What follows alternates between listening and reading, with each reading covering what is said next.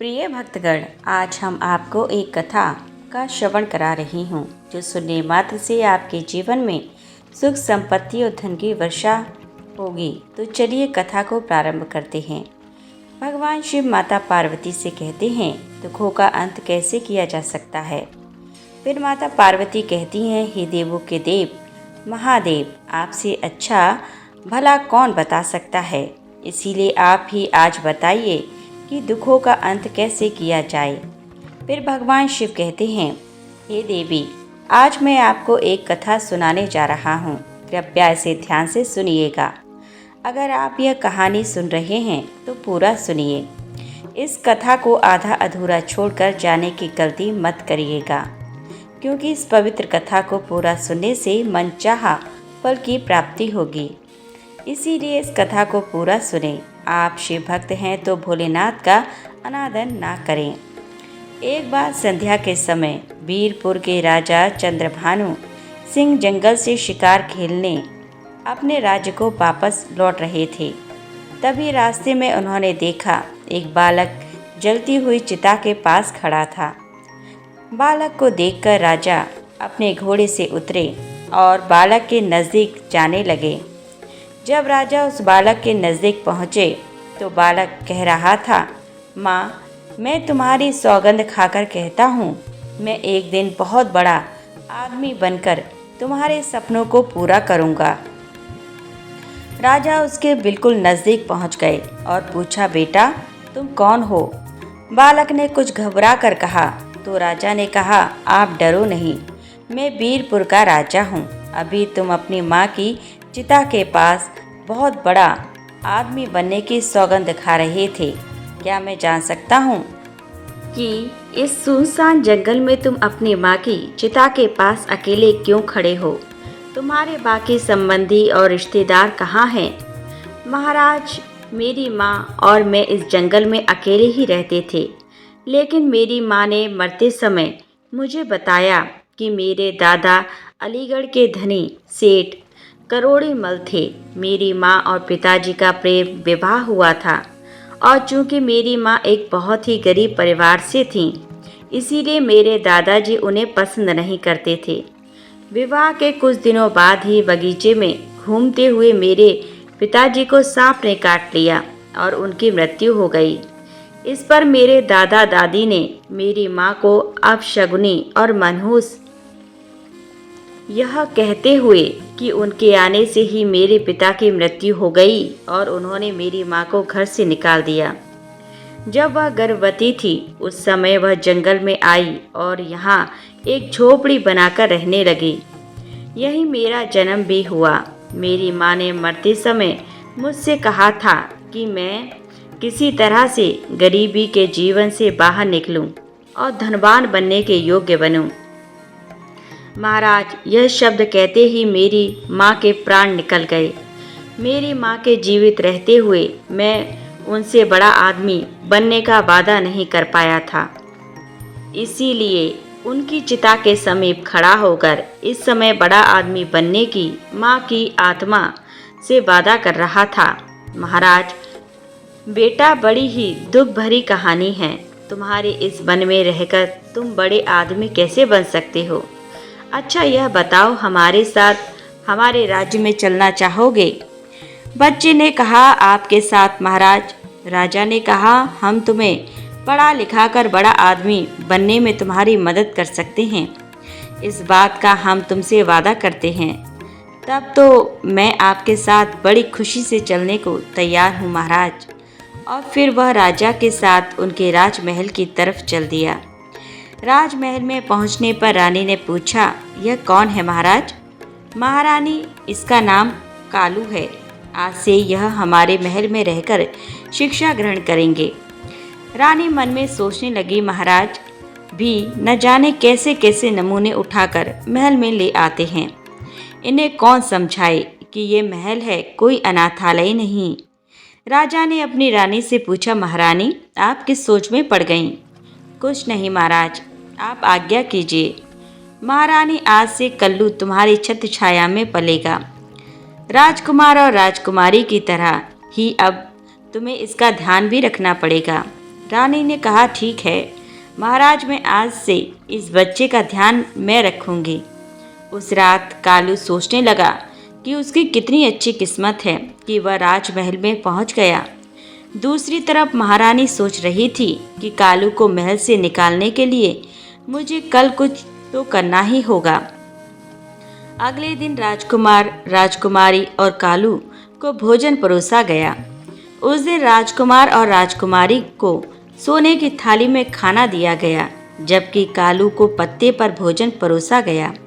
इससे कालू नाराज हो गया और कहा कि वह पत्ते पर खाना नहीं खाएगा।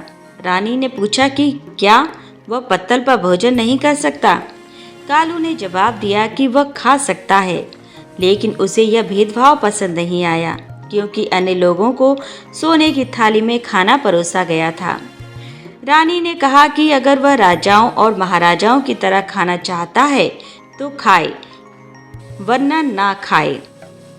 कालू ने कहा कि वह तब तक नहीं खाएगा जब तक कि उसे सम्मान के साथ सोने की थाली में भोजन नहीं परोसा जाता।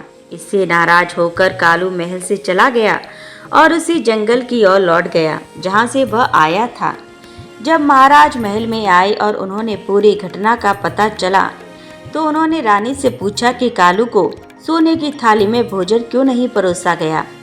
रानी ने कहा कि वह कालू की परख करना चाहती थी, जिससे पता चला कि वह बहुत ही घमंडी और चतुर है। इसके सिवा उसके अंदर कोई भी विशेषता नहीं है। वह अपने जीवन में कुछ भी नहीं बन पाएगा। महारानी बेशक उसे पत्ते पर भोजन परोसकर तुम उसकी परीक्षा लेना चाहती थी, परंतु तुमने ये ठीक नहीं किया। वह अभी बालक है, उसे अपमान महसूस हुआ होगा। कहीं वह महल से चला ना जाए। महाराज महल का सुख वैभव छोड़कर वह कैसे जा सकता है भला? राजा तुरंत कालू को महल में ढूंढने लगे, परंतु वह उन्हें महल में नहीं मिला। राजा ने सोचा कालू अवश्य ही जंगल में अपनी झोपड़ी में चला गया होगा। मुझे तुरंत वहां जाकर उस बेसहारा बालक को वापस महल में लेकर आना चाहिए। राजा अपने घोड़े पर सवार होकर जंगल की तरफ निकल पड़े। इधर जब कालू वापस जंगल में आ गया तो गंगा नदी के किनारे त्रिकुट नाम से एक विशाल वन था, जिसका कोई दूसरा छोर नहीं था। वहीं पर ब्रह्म ऋषि नाम का एक साधु रहते थे। वह बहुत ही करुणामय थे। जब भी कोई यात्री उस तरफ से गुजरता, साधु महाराज उनसे निवेदन करते कि वे कुछ समय के लिए उनकी कुटिया में विश्राम करें और फिर यात्रा जारी रखें। यात्री उनके निवेदन को स्वीकार कर लेते और उनकी कुटिया में आराम करते। बाद में यात्री उन्हें प्रणाम करके अपने रास्ते निकल जाते। इस प्रकार साधु महाराज उस वन में गुजरने वाले यात्रियों की सेवा किया करते थे। इसी वन में कालू नाम का एक डाकू भी रहता था। लूटपाट करना उसका पेशा था और जो भी यात्री उसे पैसा देने में हिचकिचाता, उसे कालू बिना किसी झिझक के मार डालता था। इसी भय से लोग उस जंगल से गुजरने के लिए 100 बार सोचते थे, और अगर कोई बहादुरी से उस जंगल में प्रवेश करता भी तो डाकू कालू उसे लूट लेता। इस तरह डाकू कालू का खौफ आसपास के सभी गांवों में फैल गया था। एक दिन गांव के कुछ लोग एकत्र हुए और उन्होंने डाकू कालू से मुक्ति पाने की योजना बनाई। एक व्यक्ति ने कहा, कालू डाकू का आतंक दिन प्रतिदिन बढ़ता जा रहा है, हमें इससे कुछ भी करके निपटना चाहिए। एक ने कहा, भाइयों, संगठन में बहुत ही शक्ति होती है, यदि हम सब मिलकर उस पर धावा बोल दें तो कैसा रहेगा? इससे तो हम सहज ही उसे अपने कब्जे में ले लेंगे, तब हम उसकी गर्दन काटकर उसे मार देंगे। दूसरे ने कहा, विचार तो तुम्हारा बहुत ही उत्तम है, तो फिर देरी किस बात की? आज ही कालू डाकू पर धावा बोल दिया जाए। उसी समय सभी लोग अस्त्रों शस्त्रों से लेस होकर चित्रकूट जंगल की ओर चल पड़े। वन में पहुंचकर वो डाकू कालू को ललकारने लगे। कहाँ छुपा है कालू डाकू? बाहर निकल, देख आज हमें तू लूट नहीं पाएगा। आज हम सब तेरी मौत बनकर आए हैं। आज हम सबसे तू बच नहीं पाएगा। शिकार के चक्कर में झाड़ियों में छुपे डाकू कालू ने जब देखा कि बहुत से लोग उसके खिलाफ बोल रहे हैं तो वह अचानक चौंक गया। उसने सोचा कि अगर आज वह इस भीड़ के हाथ लग गया तो उसका बचना मुश्किल है, जबकि वे लोग लगातार उसे चुनौती दे रहे थे। डाकू कालू ने सोचा कि यहाँ तो मुझे ये लोग जरूर पकड़ लेंगे, मुझे कहीं और छुपना होगा ताकि मैं अपनी जान बचा सकूं। यह सोचकर वह वहां से उठा और चुपचाप वहां से भाग निकला। जल्दी ही उसे साधु की कुटिया दिखाई दी। उसने सोचा कि मुझे इस कुटिया में शरण लेनी चाहिए। वह कुटिया के समीप पहुंचा तो वह बहुत ही हाँफ रहा था। साधु ने उसे देखा और कहा, कौन हो तुम? इस तरह से हाँफ क्यों रहे हो? और इस वीरान जंगल में तुम अकेले क्या कर रहे हो? साधु ने फिर से पूछा, कौन हो तुम? क्या घर से भाग कर आए हो? कालू ने कहा, नहीं ऋषिवर, ऐसी बात नहीं है। तब कालू ने ऋषि को अपनी राम कहानी सुनाई। तब ऋषि अर्थात साधु ने कहा, तो तुम बड़ा आदमी बनना चाहते हो? हाँ ऋषिवर, पर समझ नहीं पा रहा हूँ कि मैं बड़ा आदमी कैसे बनूंगा। ऋषि ने कहा, बेटा, यहाँ पर रहकर तुम बड़े आदमी कैसे बन सकते हो? बड़ा आदमी बनने के लिए बुद्धि की आवश्यकता होती है और बुद्धि विद्या ग्रहण करने से आती है। कालू ने कहा, परंतु ऋषिवर मैं विद्या कैसे प्राप्त करूं? मेरे पास तो शिक्षा हेतु कोई धन नहीं है, मुझे कौन पढ़ाएगा? ऋषि ने कहा, बेटा, यदि तुम सच्चे दिल से शिक्षा प्राप्त करना चाहते हो तो मेरे आश्रम में रहकर तुम विद्या प्राप्त कर सकते हो। फिर कालू ने किसी तरह से अपनी उखड़ी हुई सांसों पर काबू पाया और कहा, साधु बाबा, कुछ लोग मेरी हत्या करने के लिए वन में मुझे खोज रहे हैं, उनसे मेरी रक्षा कीजिए। ऋषि ने कहा, जा, तू अंदर कुटिया में जाकर छिप जा।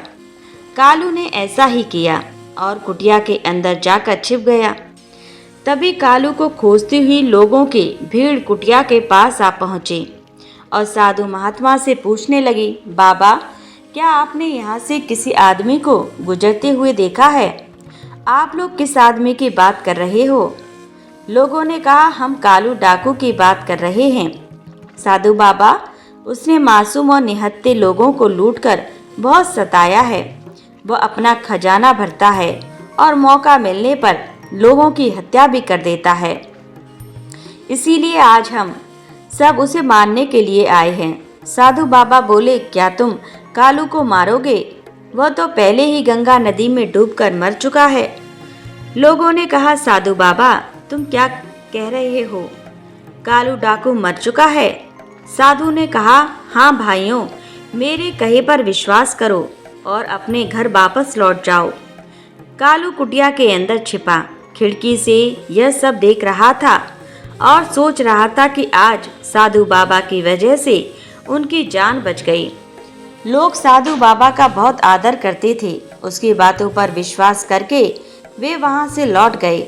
जब लोग चले गए तो डाकू कुटिया से बाहर आया और साधु बाबा से पूछने लगा, साधु बाबा, आपने मेरे बारे में उन लोगों से झूठ क्यों बोला? मैंने उनसे क्या झूठ बोला था? कालू तुम्हारे अंदर का डाकू मर चुका था, इसीलिए तुम डरकर मेरी मदद मांगने आए थे। साधु बाबा, आपकी बात सच है। साधु ने कहा, उनसे धन लूटकर तुम अपना लोक और परलोक दोनों बिगाड़ रहे हो। इतना सब कुछ करने पर भी क्या तुम्हारे मन में शांति है? तुम निडर होकर अन्य लोगों की तरह जीवन गुजार सकते हो? साधु ने कहा, हर समय तुम्हारे मन में यही डर बना रहता है कि कहीं कोई तुम्हें मान ना दे। बोलो, सत्य है ना? कालू ने कहा, हाँ साधु बाबा, आप सत्य कह रहे हैं। फिर कुछ सोचकर कालू डाकू ने साधु बाबा से कहा, साधु महाराज, आपकी बातों ने मेरी आंखें खोल दी हैं। मैं भी अन्य लोगों की तरह निडर होकर जीना चाहता हूँ। आप मुझे कोई ऐसा उपाय बताइए जिसको करने से लोग मुझसे भी आपकी तरह आदर सम्मान से देखें। मैं वचन देता हूँ कि आप मुझसे जो भी काम करने को कहेंगे मैं उसे अवश्य करूँगा। साधु ने कहा, अगर ऐसा है तब आओ मेरे पीछे पीछे। तब साधु बाबा एक पर्वत की ओर चल दिए और कालू उनके पीछे पीछे था। की तलहटी में पहुंचने पर साधु महाराज ने कहा, कालू, इन 2 पत्थरों को सिर पर उठाकर पहाड़ पर मेरे पीछे पीछे चलो। कालू ने कहा, अच्छा साधु बाबा। और कालू ने ऐसा ही किया और उसने दोनों पत्थर उठाकर अपने सिर पर रखकर साधु बाबा के पीछे पीछे चलने लगा। कुछ ही कदम चलने पर वह थकने लगा। तब साधु महाराज ने पूछा, क्या हुआ? कालू ने कहा, साधु बाबा, यह पत्थर बहुत भारी है। साधु ने कहा, अच्छा, एक पत्थर फेंक दो। कालू ने तुरंत एक पत्थर फेंक दिया और फिर से साधु के पीछे चलने लगा। कुछ दूर जाने पर कालू ने कहा, साधु बाबा, यह अकेला पत्थर भी कम भारी नहीं है, अब मैं चढ़ाई नहीं कर सकता। साधु ने कहा, ठीक है, इसे भी नीचे फेंक दो और मेरे पीछे आओ। कालू ने दूसरा पत्थर भी फेंक दिया और साधु के पीछे पीछे पहाड़ पर चढ़ने लगा। अब वह आसानी से पहाड़ की चोटी पर पहुंच गया। वहां पहुंचकर कालू ने कहा, साधु बाबा, आप मुझे यहाँ पर क्यों लाए हैं? साधु बाबा ने कहा, तुम्हें एक शिक्षा देने के लिए। देखो, अब तक तुम्हारे सिर पर लूट मार और हत्या रूपी 2 भारी पत्थरों का बोझ था, जो तुम्हें जनप्रिय रूपी पहाड़ पर चढ़ने नहीं देता था। इसीलिए तुम एक काम करो, आज से लूट मार और हत्याएं करना बंद कर दो। जिन लोगों का धन तुमने आज तक लूटा है, उन्हें वापस कर दो। तब जाकर तुम भी सब लोगों के प्रिय बन जाओगे। तभी सब जगह भले आदमी के रूप में तुम पहचाने जाओगे। कालू ने कहा, ठीक है साधु बाबा, मैं ऐसा ही करूँगा। लेकिन मुझे यह पता नहीं था कि जिन लोगों से मैंने धन लूटा था वे कौन थे और कहाँ के निवासी थे। फिर साधु बाबा कहते हैं, इसीलिए तुम ऐसा करो कि चुराया हुआ धन गरीबों और भिखारियों में दो। ठीक है साधु बाबा, मैं ऐसा ही करूँगा।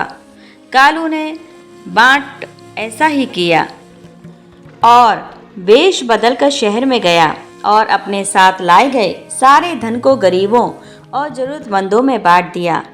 धन बांटने के बाद कालू वापस वन में साधु बाबा के पास आया और बोला, साधु बाबा, मुझे अपनी शरण में ले लीजिए। मैंने अब तक कोई भी अच्छी बात नहीं सीखी है।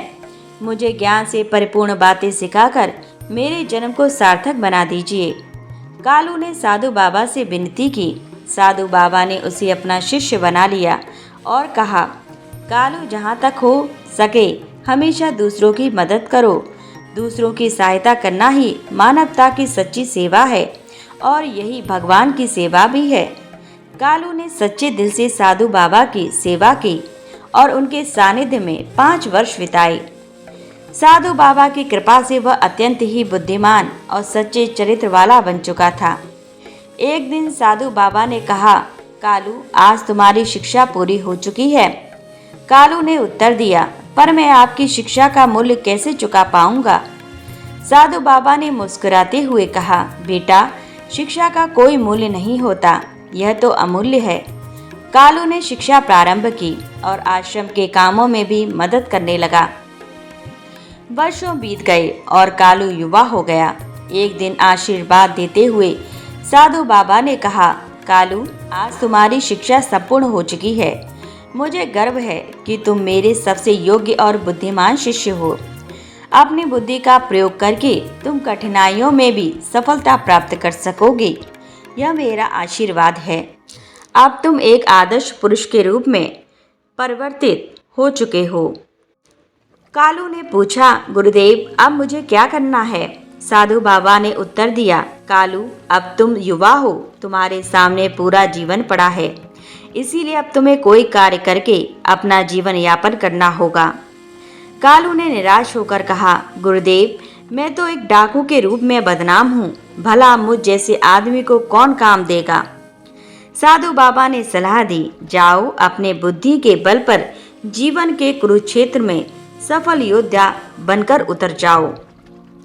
कालू ने वीरपुर जाने का निश्चय किया। वीरपुर वह राज्य था जहाँ के राजा ने बचपन में उसे आश्रय दिया था, परंतु रानी ने उसे अपमानित करके निकाल दिया था। जब कालू वीरपुर पहुंचा तो उसने सुना कि वहां के मंत्री की आकस्मिक मृत्यु हो चुकी है और इसीलिए मंत्री का पद खाली पड़ा था। राजा के दरबार में आज मंत्री के खाली पद के लिए योग्य उम्मीदवार का चुनाव होना था। कालू दरबार में पहुंचा और जो कुछ हो रहा था उसे ध्यान से देखने लगा। उस समय राजा सिंहासन पर बैठे थे और सेनापति ने कहा, महाराज, मंत्री की आकस्मिक मृत्यु से पद रिक्त हो गया है। यह पद अधिक दिनों तक खाली नहीं रहना चाहिए। राजा ने उत्तर दिया, आप ठीक कह रहे हैं सेनापति। परंपरा के अनुसार मंत्री का पद उनके पुत्र सारंग को सौंपा जाएगा। लेकिन कालू ने कहा, महाराज, समय के साथ पुरानी परंपराओं को बदलना ही समझदारी है। फिर एक युवक ने कहा, महाराज, मेरा नाम यश है और मैं मंत्री पद के लिए अपना नाम पेश करना चाहता हूँ। कालू ने अपना नाम यश बताया ताकि राजा चंद्रभानु सिंह उसे पहचान न सके। कई सालों के बाद राजा चंद्रभानु सिंह बूढ़े हो चुके थे। कालू ने कहा, महाराज, आप जैसी चाहें मेरी परीक्षा ले सकते हैं। यदि मैं आपकी कसौटी पर खरा उतरा तो ठीक है, वरना आप मुझे जो सजा देना चाहें दे सकते हैं। राजा ने कहा, युवक, तुमने जो सलाह दी है उसे हम तभी मानेंगे जब तुम हमारे द्वारा ली गई परीक्षा में उत्तीर्ण हो जाओगे। हम सारंग और तुम्हारी दोनों की परीक्षा लेंगे और जो भी इस परीक्षा में उत्तीर्ण होगा उसे हम वीरपुर का मंत्री बनाएंगे। राजा चंद्रभानु सिंह के आदेश पर सोने की म्यान में रखी 2 तलवारें तुरंत दरबार में पेश की गईं। राजा ने सारंग को एक तलवार दी और कहा, सारंग, तुम उत्तर दिशा में जाकर राज्य केसरपुर के राजा केसर सिंह को यह भेंट देकर आओ। फिर राजा ने यश अर्थात कालू को दूसरी तलवार दी और कहा, यश, तुम्हें पश्चिम दिशा के सीमावर्ती राज्य विशालपुर में जाकर राजा विशाल को यह भेंट पहुंचानी है। दोनों उसी समय तलवारें लेकर अपने अपनी दिशाओं की ओर चल दिए। सारंग जब केसरपुर राज्य के दरबार में पहुंचा तो उसने राजा से कहा, राजन, मैं वीरपुर के राजा चंद्रभानु सिंह द्वारा भेजा गया राजदूत हूँ। हमारे महाराज ने आपके लिए सोने की तलवार उपहार स्वरूप भेजी है। राजा केसर सिंह ने तलवार की म्यान से उसे निकाला तो देखा कि तलवार की नोक पर लाल रंग लगा हुआ है। राजा ने पूछा, ये क्या है? तलवार की नोक पर लाल रंग क्यों लगा है? इसका क्या अर्थ है? सारंग ने मन ही मन सोचा, तलवार की नोक पर लगे इस लाल रंग का क्या मतलब हो सकता है, मैं नहीं जानता। फिर भी उसने राजा को जवाब दिया, राजन, लाल रंग का रहस्य यह है कि या तो आप हमारे राजा की तलवार की शक्ति स्वीकार कर लें, वरना हमारे महाराज की तलवार आपके राज्य में खून की नदियां बहा देगी। राजा केसर सिंह ने अपने सेनापति को आदेश दिया, राजा चंद्रभानु सिंह ने हमें चुनौती दी है, आज से ही सेना का संगठन शुरू कर दो। हम जल्द ही वीरपुर पर आक्रमण करने की योजना बना रहे हैं। यह सुनकर सारंग घबराकर वहां से चला गया। दूसरी ओर जब कालू विशालपुर पहुंचा और वहां के राजा के सामने पेश हुआ तो राजा ने पूछा, राजदूत, इस तलवार की नोक पर लगा लाल रंग हमें समझ नहीं आ रहा है, इसका क्या मतलब है? कालू ने गहरी सोच में पड़ने के बाद कहा, महाराज, हमारे राजा आपका बहुत सम्मान करते हैं। यह तलवार उसी सम्मान का प्रतीक है। तलवार की नोक पर लाल रंग लगाने का मतलब है कि हमारा राजा और उसका राज्य आपकी मित्रता के लिए किसी भी हद तक जा सकते हैं। राजा ने खुश होकर कहा, बहुत अच्छी बात है। मैं आपके राजा की इस मित्रता की तलवार को स्वीकार करता हूँ और उनका हार्दिक धन्यवाद करता हूँ। मैं भी पूरी कोशिश करूँगा कि आपके राजा का सच्चा मित्र बनूँ। तेरा तन मन हमेशा उसके लिए समर्पित रहेगा। इसके बाद राजा ने कहा, राजदूत, मैं आपके राजा को इस सेना की एक टुकड़ी और कुछ बहुमूल्य उपहार भेंट कर रहा हूँ। कालू ने धन्यवाद कहा और वह सेना की उस टुकड़ी और बहुमूल्य उपहारों के साथ वीरपुर की ओर चल पड़ा। इधर केसरपुर की सेना ने हरिनगर की ओर कूच कर दिया। सारंग और यश दोनों ही वीरपुर में पहुंचे। तब राजा ने कहा, कहो सारंग, केसरपुर के राजा ने तुमसे क्या कहा? तलवार की नोक पर लगे हुए लाल रंग का तुमने उन्हें क्या अर्थ बताया? तब सारंग ने सारी बात विस्तार से बता दी। राजा बोले, ओह सारंग, यह तुम क्या कह रहे हो? केसर सिंह शीघ्र ही हमारे राज्य पर आक्रमण करने वाला है। जी महाराज, सारंग ने उत्तर दिया। उसी समय एक गुप्तचर आया और सूचना दी, महाराज केसरपुर की विशाल सेना वीरपुर की तरफ बढ़ी चली आ रही है। ओह, अब क्या होगा? इतनी शीघ्र तो हम अपनी सेना को संगठित भी नहीं कर सकते। राजा चिंतित हुए। तब वहां मौजूद कालू ने कहा, महाराज घबराइए नहीं। जब मैंने विशालपुरम के राजा को तलवार की नोक पर लगे हुए लाल रंग के विषय में जानकारी दी तो उन्होंने खुश होकर अपनी सेना की एक टुकड़ी मेरे साथ रवाना कर दी थी। वह टुकड़ी अब भी महल के बाहर खड़ी है। महाराज चिंता करने से कुछ नहीं होगा।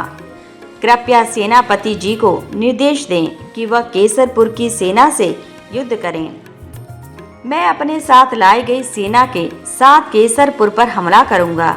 इस दोहरे हमले से केसरपुर की सेना सामना नहीं कर पाएगी और इस परिस्थिति में विजय हमारी होगी। जैसा कि कालू ने सोचा था, युद्ध में विजय प्राप्त होने के बाद महाराज चंद्रभानु सिंह ने सारंग और कालू को महल में बुलाया।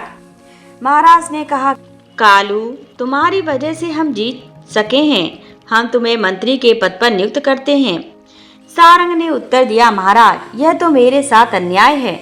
मैंने तुम दोनों को एक सी भेंट देकर दोनों राजाओं को देने के लिए कहा था, किंतु तुम दोनों ने अपनी अपनी बुद्धि से उन भेंटों का अलग अलग अर्थ निकाला। यश ने बुद्धिमानी और दूरदर्शिता से काम लिया, जबकि सारंग, तुमने अपनी मूर्खता से केसरपुर के राजा को सदैव के लिए हमारा शत्रु बना दिया। तब बताओ, हम तुम्हें वीरपुर का मंत्री बनाएं या यश को? सारंग ने कोई जवाब नहीं दिया और सिर झुकाकर चुपचाप दरबार से निकल गया। तब महाराज ने घोषणा की, हम यश को वीरपुर का मंत्री नियुक्त करते हैं।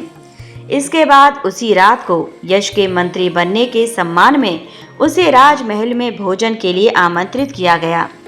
तब महारानी ने स्वयं अपने हाथों से यश को भोजन परोसा। मंत्री बने हुए यश ने कहा, क्षमा करें महाराज, मैं भोजन इस चांदी की थाली की अपेक्षा सोने की थाली में करना पसंद करूंगा। ठीक है, हम उसका भी प्रबंध किए देते हैं। महाराज ने कहा। जब कालू को सोने की थाली में भोजन परोसा गया तो उसने कहा, देखिए महारानी जी, वह दिन आ ही गया जिसके बारे में आपने कभी मना किया था। महारानी ने पूछा, आप क्या कह रहे हैं मंत्री जी?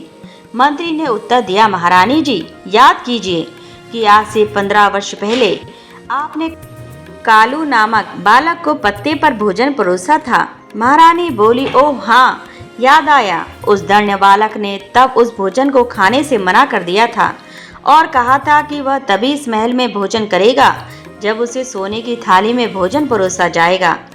महारानी ने पूछा, लेकिन आपको यह बातें कैसे पता है? कालू ने उत्तर दिया, मैं वही बालक जय हूँ महारानी जी। तब राजा चंद्रभानु सिंह ने महारानी से कहा, देखो महारानी जी, जिस बालक को आपने अहंकारी समझा था वह आज इस राज्य का मंत्री है। मंत्री ने कहा, राजन, यदि महारानी जी ने मुझे उस समय तिरस्कृत नहीं किया होता तो शायद मेरे मन में ऊंचाइयों को छूने की तीव्र इच्छा न जागती। मैं तो महारानी जी का एहसानबंद हूँ। यह सुनकर महारानी ने कहा, यह तो आपकी विनम्रता है। इस तरह मंत्री ने कुशलतापूर्वक मंत्री का पद संभाला। फिर एक दिन राजा चंद्रभानु सिंह ने कालू को एक पत्र दिया और कहा, तुम उधमपुर राज्य जाओ, वहाँ चोरी चपाटी काफी बढ़ गई है। कृपया तुम जाकर अपने विवेक से उस राज्य के चोरों से उसे मुक्ति कराओ, क्योंकि वहाँ के राजा ने मुझे पत्र लिखकर सहायता के लिए कहा है। फिर कालू उधमपुर की दिशा की ओर चल पड़ा और एक दिन और एक रात चलकर वहाँ पहुँच गया। वह राजा शशिकांत सिंह के पास गया और बोला, राजा चंद्रभानु सिंह ने आपके नाम यह पत्र भेजा है। राजा ने पूछा, ओह, राजा चंद्रभानु सिंह जी ने मदद के लिए तुम्हें भेजा है। कालू से पत्र लेकर फिर राजा ने वह पत्र पढ़ा जिसमें लिखा था, यह पत्र लेकर जो व्यक्ति आपके पास आ रहा है वह 5 वर्ष से मेरे पास मंत्री के पद पर है। मेरे साथ 5 वर्ष बिताने के बाद अब उसका मन पूरी तरह से साफ हो गया है और मेरी शिक्षा से उसकी बुद्धि तीव्र हो गई है। इसीलिए मैं चाहता हूँ कि आप इसे अपना विशेष सलाहकार नियुक्त कर लें। आपका हितैषी राजा चंद्रभान सिंह। पत्र पढ़ने के बाद राजा सोचने लगे, यह आदमी एक समय में विख्यात डाकू रहा है और फिर एक राज्य में मंत्री रहा है। क्या इसे विशेष सलाहकार जैसे महत्वपूर्ण पद पर नियुक्त करना ठीक रहेगा? परंतु तभी उनके दिमाग में दूसरा विचार आया। पूर्व में चाहे यह आदमी कुछ भी रहा हो, परंतु जब राजा चंद्रभानु सिंह जैसे अनुभवी राजा ने बताया है तो निश्चय ही यह उपयोगी होगा। मन में यह विचार आते ही उन्होंने कालू से कहा, तुम्हारा क्या नाम है जी? महाराज, मेरा नाम कालू है। कालू, आज से हम तुम्हें अपना विशेष सलाहकार नियुक्त करते हैं। ओ महाराज, अब तो मैं बड़ा ही सौभाग्यशाली हूँ। उस दिन राजा शशिकांत सिंह कालू के साथ दरबार में पहुंचे और उनसे कहा, कालू, आज से तुम यहीं पर बैठा करोगे। हे महाराज, कालू ने उत्तर दिया। कालू ने अभी अपना स्थान ग्रहण ही किया था कि तुरंत ही कुछ लोग अपनी शिकायत लेकर दरबार में आए। उनमें 3 पुरुष और एक वृद्ध महिला थे। एक पुरुष ने आगे बढ़कर महाराज से कहा, महाराज, इस बूढ़ी महिला ने हमारा सारा धन हड़प लिया है। कृपया न्याय करें और हमें हमारा धन वापस दिलवाएं। पहले हमें सभी विवरण बताओ, तब हम कोई निर्णय ले पाएंगे। महाराज ने कहा। इस पर वृद्ध महिला ने आगे बढ़कर कहा, महाराज, ये तीनों झूठ बोल रहे हैं। मैं शुरू से ही आपको पूरी बात बताऊंगी। और उसने अपनी कहानी सुनाना शुरू किया। महाराज, ये 4 व्यापारी आपके राज्य में व्यापार करने आए थे और यहाँ उन्होंने भारी मुनाफा कमाया, जिससे उनके पास काफी धन इकट्ठा हो गया।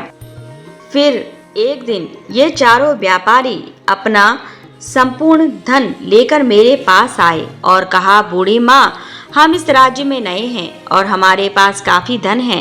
कृपया हमारे धन की रक्षा करो।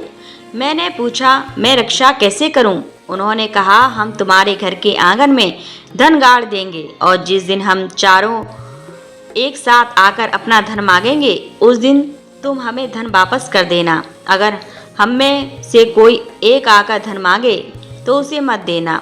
मैंने कहा, यह तो बहुत सरल है, पर मेरे लिए क्या है? व्यापारियों ने कहा, बूढ़ी माँ, इसके बदले में हम भी तुम्हें धन देंगे।